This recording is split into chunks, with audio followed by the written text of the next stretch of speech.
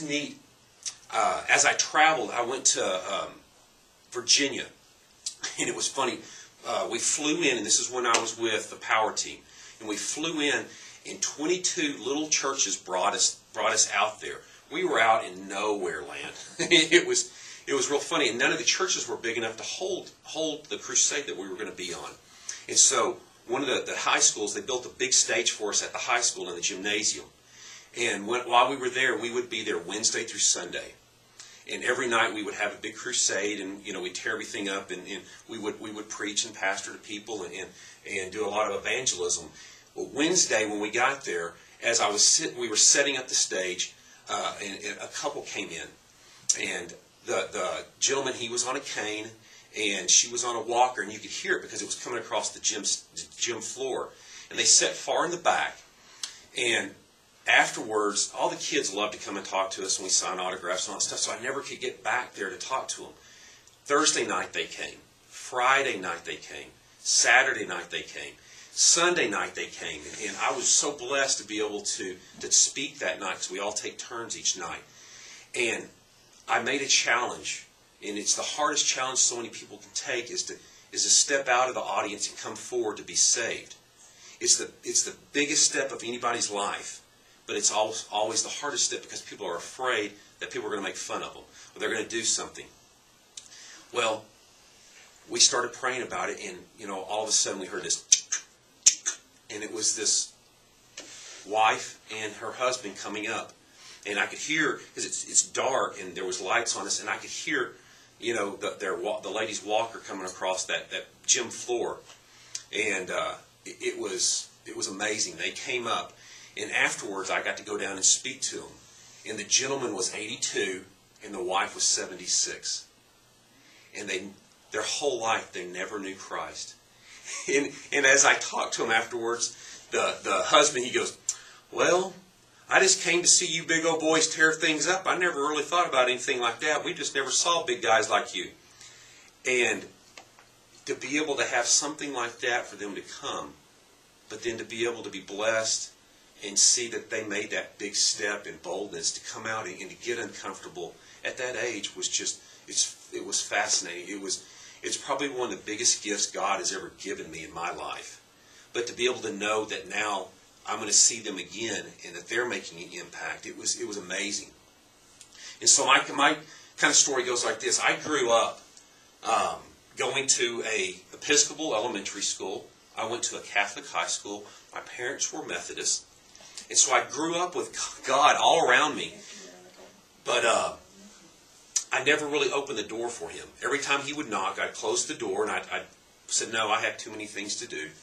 Well, as I got into high school, I was blessed. I was a great football player. I was an All-American in high school. I went on to Texas A&M University.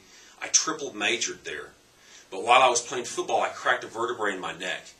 And while I was on this stretcher, I couldn't feel anything from here down for about 10 minutes.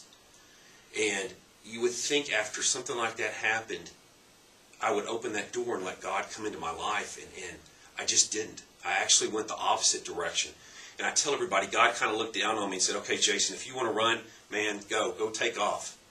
Well, I graduated from A&M, and I moved here to Dallas, and I landed an unbelievable job, which propelled me into owning my own company. And that company grew and grew and grew until it was a multi-million-dollar company.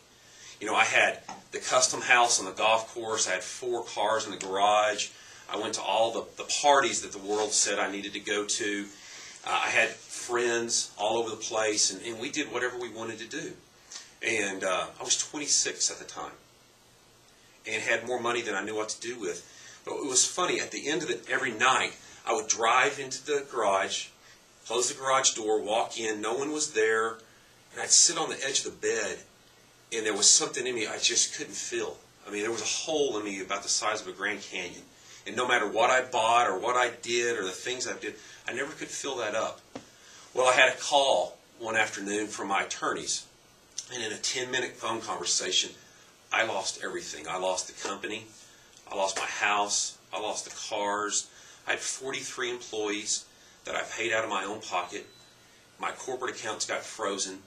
And I didn't realize it at that time, But that's when God said, enough is enough, Jason, and he reached down and he grabbed a hold of me. And I didn't see it at that time. And at my lowest of the low, when the world said, nah, because I lost everything. The friends that I thought were my friends, they were gone, because I didn't have anything left. And I couldn't believe it. But at that same time, God led a lady into my life that was loaded up with Christ's love. And as she worked on me, we moved to Abilene, Texas.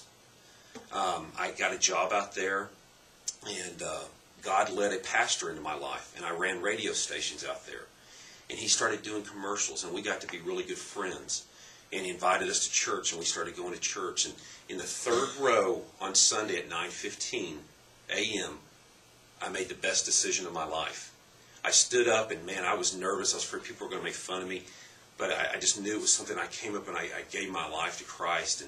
And since then, it's been just amazing.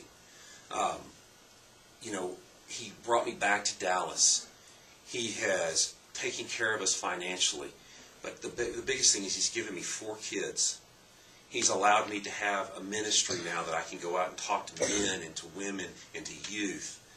And he has shown me a different world because of that simple step of faith, stepping up, and just one man making that impact, and of spending that time with me. And he knew I wasn't saved, but he spent hours and hours with me. And he doesn't even know that now, and I still try to stay in contact with him sometimes.